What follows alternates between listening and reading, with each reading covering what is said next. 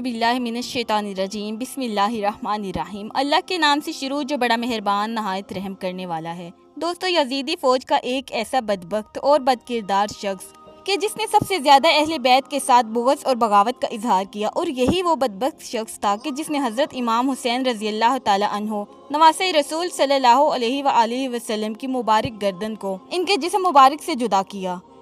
दोस्तों, आज की इस वीडियो में हम आपको बताएंगे कि शिमर बदबख्त कौन था और ये किसकी आल औलाद में से था, और इस मलऊन शख्स ने अहले बैत के साथ कौन कौन से दर्दनाक सलूक किए, और किस तरह इस मलऊन शख्स ने अहले बैत की गर्दनों को इनके जिस्मों से जुदा किया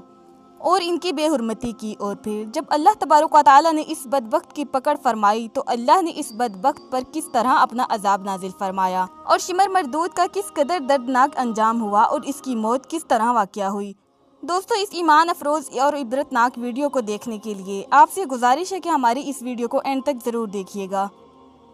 दोस्तों, यजीदी फ़ौज के अंदर 3 किरदार ऐसे थे कि जिन्होंने सबसे ज़्यादा अहले बैत की मुखालिफत की और सबसे ज़्यादा इन पर जुल्म सितम किए और इनको माअज़ल्लाह शहीद कर दिया। इनमें से एक बड़ा बदबख्त किरदार शिमर का भी था। शिमर का नाम शिमर बिन ज़लजोशन था और इसकी कुनियत अबू साबिका थी, और इस बदबख्त का ताल्लुक कबीला हवाज़िन से था। वाक़या करबला के अंदर ये लश्कर यजीद के 4000 सिपाहियों का सरदार था। शिमर के बाप का नाम शर्जील बिन अमूरो था और इसके बाप का लक़ब ज़लजोशन था। इसी वजह से इसको शिमर ज़लजोशन कहा जाता। रवायात में आता है कि शिमर बिन ज़लजोशन के बाप ने फ़तह मक्का के बाद ईमान कबूल कर लिया था, और शिमर मलऊन शुरू में हज़रत अली अलैहिस्सलाम के साथ था, लेकिन बाद में ये अहले बैत के ख़िलाफ़ हो गया और ये अहले बैत अतहार से बुग़्ज़ और नफ़रत करने लगा।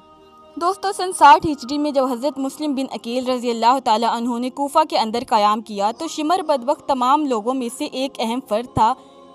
जिसे हाकिम कूफ़ा उबैदुल्लाह बिन ज़ियाद की तरफ से मामूर किया गया। इसी बदबख्त ने जनाब मुस्लिम की बातों को फितना करार दिया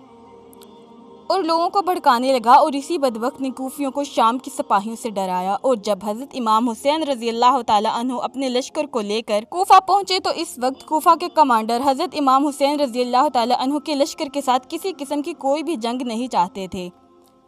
लेकिन इस वक्त शिमर बदबख्त हज़रत इमाम हुसैन रज़ी अल्लाह ताला अन्हु के साथ जंग लड़ने के लिए तैयार हुआ और तमाम लोगों को इसलिए उभारा और हज़रत इमाम हुसैन रज़ी अल्लाह ताला अन्हु के लश्कर के खिलाफ बगावत करने लगा। रवायात में आता है कि जब कूफा के लश्कर के कमांडर उमर बिन साद ने हाकिम कूफा को एक ख़त लिखा कि हज़रत हुसैन रज़ी अल्लाह ताला अन्हु इस बात पर आमादा हो गए हैं कि या तो वो वापस चले जाएं या फिर इनकी बैत की जाए। चुनांचे इस ख़त को पढ़ने के बाद हाकिम कूफा ने मशवरा दिया कि इस बात को कबूल कर लिया जाए। लेकिन जैसे ही शिमर मलऊन को इस ख़त के बारे में इल्म हुआ तो शिमर मलऊन ने इस बात को कबूल करने से फ़ौरन मना कर दिया।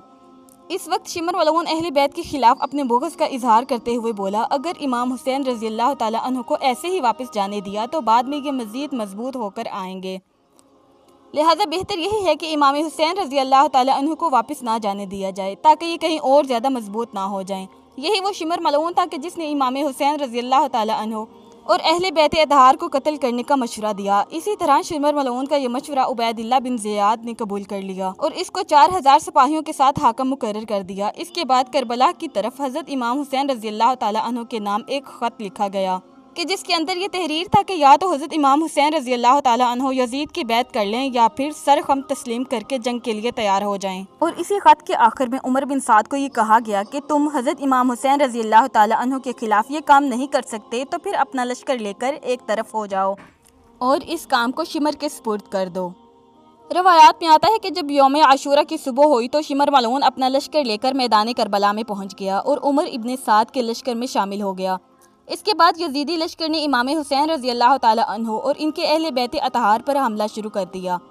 और ये बदबख्त लोग अहले बैत अतहार को एक एक करके शहीद करने लगे। दोस्तों, रवायात में आता है कि शिमर ही वो शख्स था जिसने अहले बैत अतहार के खैमों को आग लगाई और अहले बैत अतहार के लोगों को कत्ल किया। इसके बाद शिमर मलऊन ने अपने सिपाहियों को हुक्म दिया कि वो इमाम हुसैन रज़ी अल्लाह ताला अन्हु पर तीरों की बौछार कर दें, क्योंकि वो एक एक करके शेर खुदा के शेर का मुकाबला कभी भी नहीं कर सकते। लिहाजा शिमर मलऊन के हुक्म पर इमाम हुसैन रज़ी अल्लाह ताला अन्हु पर बेशुमार तीर चलाए गए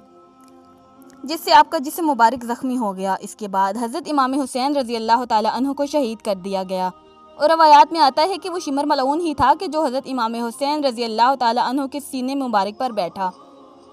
और इनके सर मुबारक को जिस्म से जुदा किया। واقعہ کربلا کے بعد شمر بدبخت نے 12 شہدائے کرام کے سروں کو اٹھایا اور ان سروں کو لے کر ابن زیاد کی طرف چلا گیا۔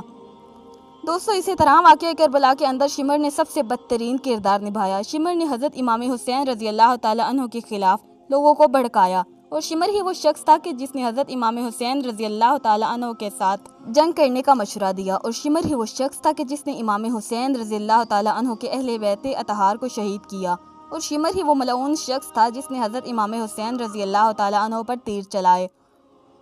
اور جس نے حضرت امام حسین رضی اللہ تعالیٰ عنہ کے سر مبارک کو جسم سے جدا کیا اور ان کے سر مبارک کے بے حرمتی کی، اور 12 اماموں کے سروں کو لے کر ان کی بے حرمتی کرتا رہا۔ اب بات کرتے ہیں واقعہ کربلا کے بعد اللہ تبارک و تعالیٰ نے شمر کی کس طرح پکڑ فرمائی اور اس کا دردناک انجام کیا ہوا، اس کی موت کس دردناک طریقے سے ہوئی۔